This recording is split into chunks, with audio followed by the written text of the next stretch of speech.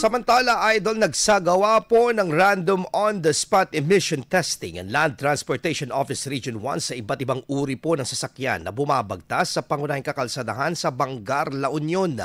Biglaan din ang inspeksyon ng tanggapan sa mga garahe or garage testing centers upang matiyak po na tumatalima ang mga ito sa emission standards. Nabigyan ng violation tickets ang mga nakitaan po ng paglabag habang inabisuan naman ng mga driver sa tamang maintenance ng sasakyan. Layunin na paigtingin pa ang pagsunod ng mga motorista sa Republic Act or Philippine Clean Air Act of 1999 na nagtatakda ng regulasyon sa usok ng mga sasakyan para sa kapaligiran at kalusugan. IFM News. IFM News. IFM News.